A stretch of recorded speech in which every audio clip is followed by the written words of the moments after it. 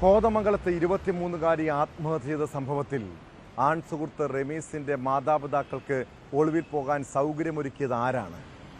യുവതിയുടെ ആത്മഹത്യാക്കുറിപ്പിലും ഫോണിലെ ചാറ്റിലും അവരെക്കുറിച്ച് തെളിവുകൾ ഉണ്ടായിട്ടും പോലീസ് ചോദ്യം ചെയ്യാൻ പോലും തയ്യാറായില്ല. പിന്നീട് ഒളിവിൽ പോയെന്ന് വ്യക്തമായ ശേഷമാണ് ആത്മഹത്യാ പ്രേരണയ്ക്ക് പ്രതി ചേർത്ത ഇവരെ തേടി പോലീസിന്റെ ഇപ്പോഴത്തെ പരക്കം പാച്ചിൽ. പ്രതി റമീസിന്റെ സുഹൃത്ത് സഹദിനെ കേന്ദ്രീകരിച്ചും അന്വേഷണം ഊർജിതമാണ്. അതേസമയം നിർബന്ധിത മതപരിവർത്തനം എന്ന പേരിൽ കേസെടുക്കാവുന്ന സാഹചര്യം ഇപ്പോഴില്ലെന്നാണ് പോലീസിന്റെ നിലപാട്.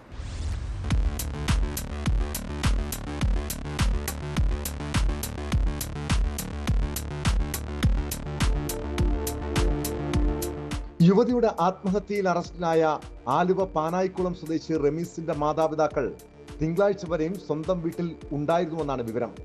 തിങ്കളാഴ്ചയാണ് ഇവർ ഒളിവിൽ പോയതെന്നും അതുവരെയും പോലീസ് പ്രതികളെ കസ്റ്റഡിയിലെടുക്കുകയോ ചോദ്യം ചെയ്യുകയോ ചെയ്തില്ലെന്നും ആക്ഷേപമുണ്ട്.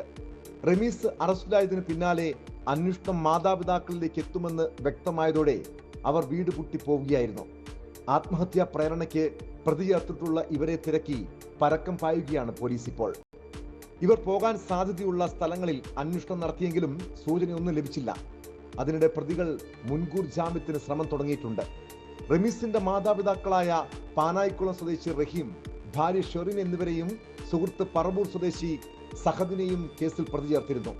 ഇവർക്കെതിരെ ആത്മഹത്യാ പ്രേരണ കുറ്റമാണ് ചുമത്തിയിരിക്കുന്നത്. കേസിലെ മുഖ്യപ്രതിയായ റമീസിനെതിരെ ആത്മഹത്യാ പ്രേരണ, ശാരീരിക ഉപദ്രവം തുടങ്ങിയ വകുപ്പുകൾ ചുമത്തിയിട്ടുണ്ട്. റമീസ് യുവതിയെ മർദ്ദിച്ചതിന്റെ തെളിവുകൾ പോലീസിന് കിട്ടിയിരുന്നു. ഇരുവരും തമ്മിലുള്ള വാട്സാപ്പ് ചാറ്റിൽ നിന്നാണ് തെളിവുകൾ ലഭിച്ചത്.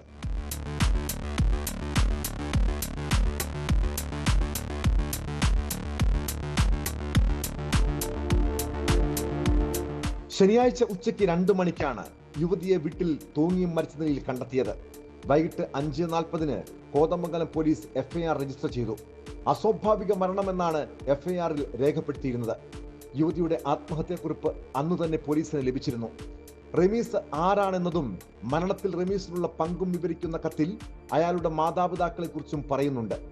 മരണത്തിൽ റമീസിന്റെയും മാതാപിതാക്കളുടെയും പങ്കു വ്യക്തമായിട്ടും പോലീസ് മുൻകരുതൽ സ്വീകരിച്ചില്ലെന്ന ആക്ഷേപം ശക്തമാണ്.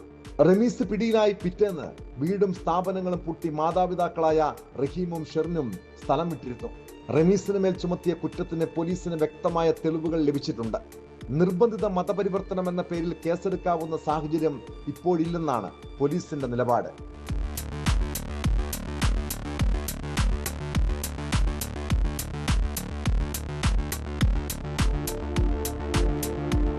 ന്യൂസ് 18 കൊച്ചി.